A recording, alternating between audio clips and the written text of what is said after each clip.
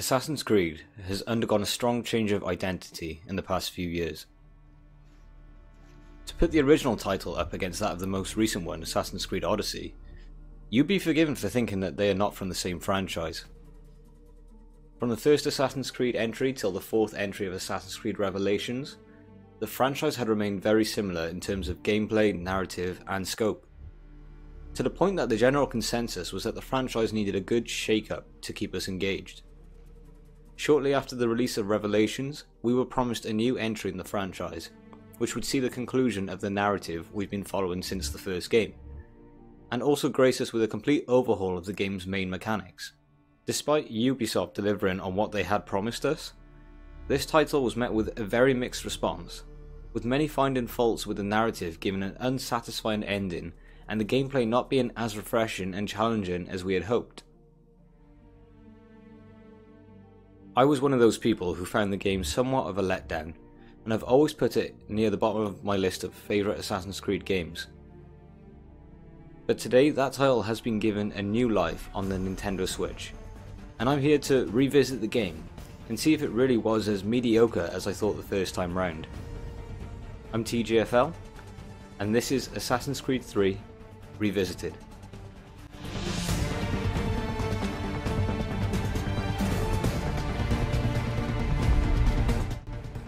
To get the easy stuff out of the way first, the gameplay is outstanding.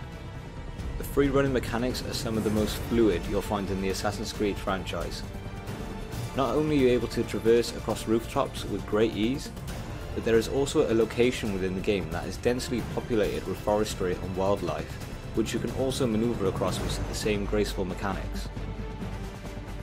While previous Assassin's Creed games have felt rigid and clunky during combat, Assassin's Creed 3 gives us a totally revamped combat system, which is much more fluid and allows you to tackle a multitude of opponents, at the sake of the game's difficulty.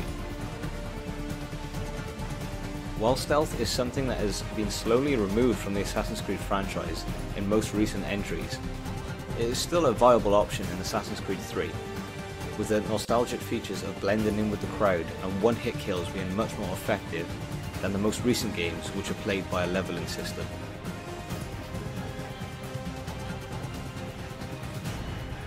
The location of Assassin's Creed 3, which is Boston and New York, was not enjoyed the first time around when I played this game many years ago, as the rooftop traversal was not as effective as it was in previous games, due to the wide road separating buildings, and also rooftop guards being able to spot you from afar. But with my return to Assassin's Creed 3, I appreciate the setting much more, as it almost makes the idea of an assassin much more believable, as you're having to blend in at ground level, using narrow alleyways to pursue your target instead of bouncing across rooftops which no one bats an eyelid to. The story of Assassin's Creed 3 is what divided fans most, with some finding it to be extremely unsatisfactory. I for one was definitely one of those people, but upon replaying this game and seeing where the franchise is today, I much prefer the story they were trying to convey in this game as opposed to the one they're trying to convey now.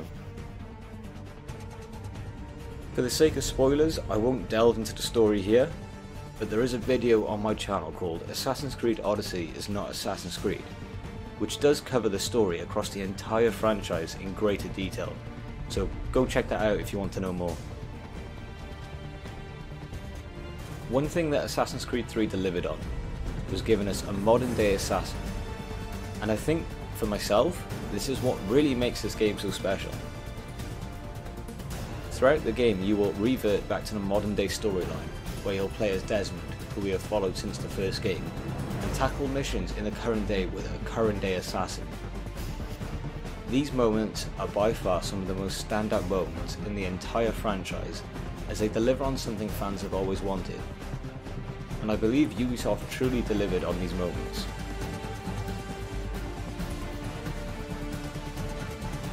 When I picked up Assassin's Creed 3 for the Switch, my intention was to complete this game within a week so that I can have a video up as soon as possible reviewing the game. But after a few hours of playing it, I got really sucked into the game and struggled to put it down. And by the end of that week, I decided that I wanted to play this game completely for my own pleasure and take my time just being immersed in the game.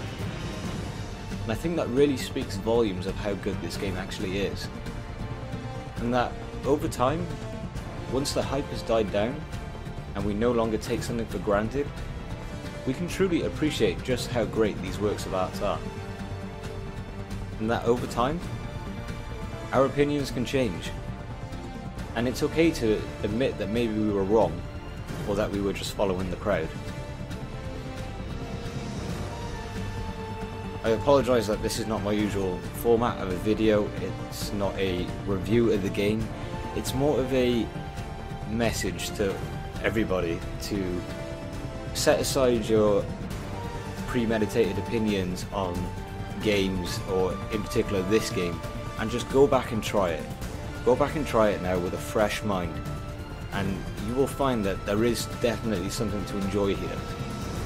If you own Assassin's Creed 3, or if you are looking at picking up the remastered version, or if you've even never played it before, I honestly recommend you go out and give this game a go. Go in with that open mindset and let the game speak for itself. TJFL, signing out.